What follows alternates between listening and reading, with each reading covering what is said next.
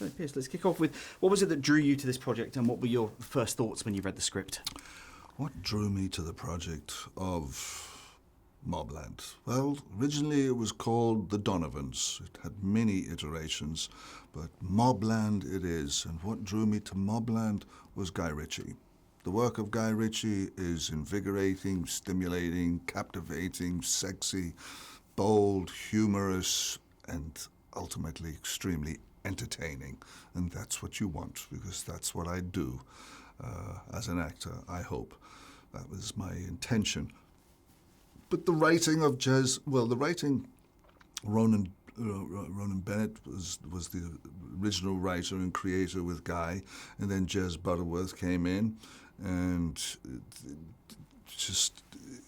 it became this landscape of Jez Butterworth storytelling and character nuance. So that was extremely exhilarating. Helen and I had worked together last year. She said to me, "Are you going to do it?" I said, "Yes, I want to come home to London. I want to work in England." And she read it. She said, "I'm in." And then we had Tom Hardy. Tom came on board, Paddy Constantine. So this wonderful ensemble of actors, this company of actors, I mean, it's quite a small group, and this massive story. All of those ingredients were just exhilarating and made me get out of bed for 5 months at 5 o'clock, 6 o'clock in the morning and go and work. So fantastic actors, fantastic characters. Tell me a little bit about your character and where we find him at the beginning of the series. Conrad Harrington, who I play, is an Irishman. He's a businessman. He's a family man. He's also a gangster. And he's a very kind of rather unsettling, brutish, cunning, but very charming man who's from the wilds of Kerry. He's one who has lived by his wits. He's a man that has seen violence, has been abused by violence. He and Maeve grew up close together out in the country, the wilds of Ireland. He went to the city, fell in with people who were dangerous men. He was a good thief. He was a good burglar. He had great courage. He liked the money. He liked the women. He and Maeve had a kid. He went off and probably had other kids with other women, but Maeve held him close, and he holds her close. So they're a loving couple. And do they trust each other? Yes and no.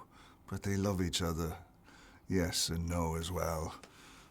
It's complex. It's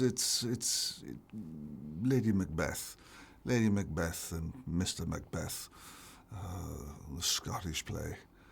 That's one of the emblems you take from it. I created a character from a politician fellow in Ireland, just the voice, because Guy wanted to, as I've said now, he said, "Listen, don't worry about it, we'll sort it out on the day, 15 minutes. And basically that's what happened.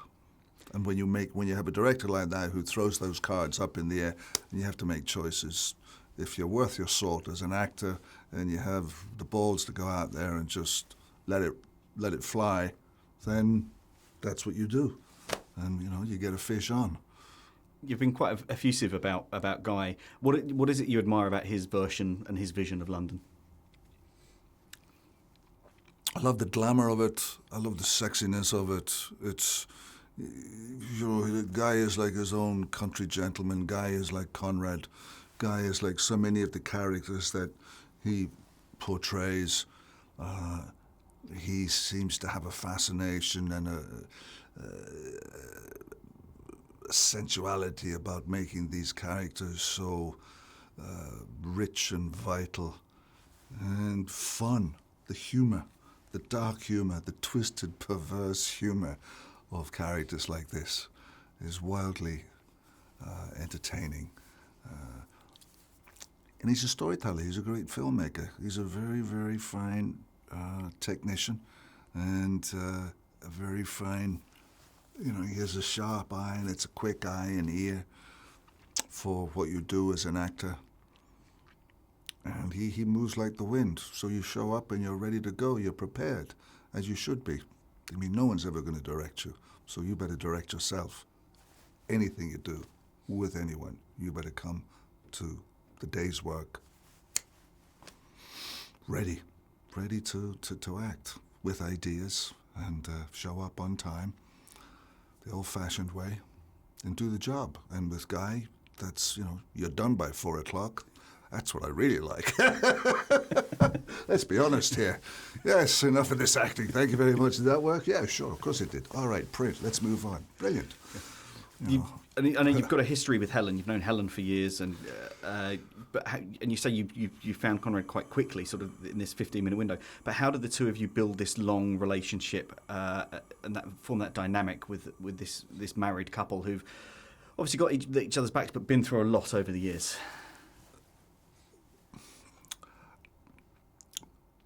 I haven't really known Helen for that well. The last year, we made a movie, The Thursday Murder Club. That was our first time really working together. I was in a movie with her called Long Good Friday, which was my first time in movies. But we don't really know each other. We know each other much better now. There's just a great trust there with her, and I think there's a mutual admiration and fondness for each other. I admire her greatly, and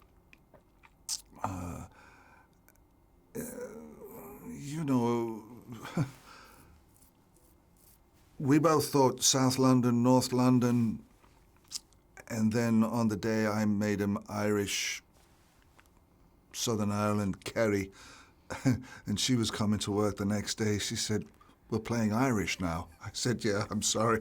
I didn't tell you that." But she's so nimble on her feet, and she had, a great Irish accent in her back pockets, and so the two of us got the draw on each other. We know, and it's on the page.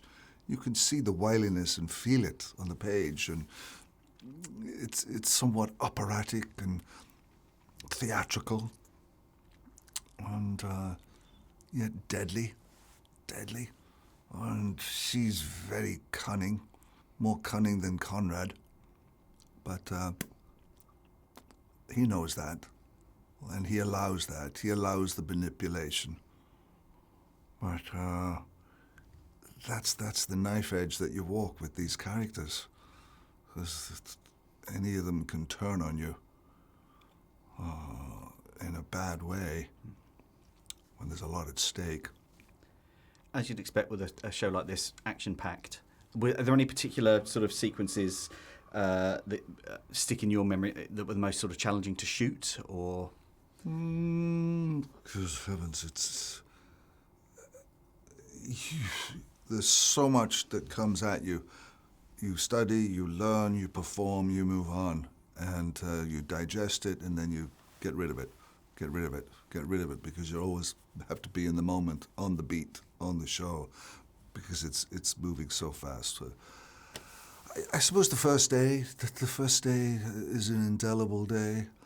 There was a few big scenes which I had as Conrad in front of my fellow actors, and I am leading the scene, and it's 6-7 page scene.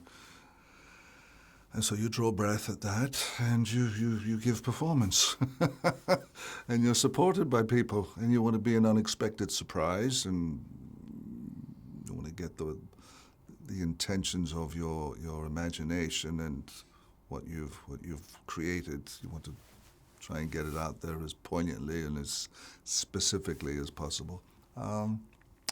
No, we were in the Cotswolds, loved going to the Cotswolds. Conrad, my character, they have this wonderful house in the Cotswolds, and it was just a joy to go down there, to be in the countryside. So I've had the most glorious time being back in England,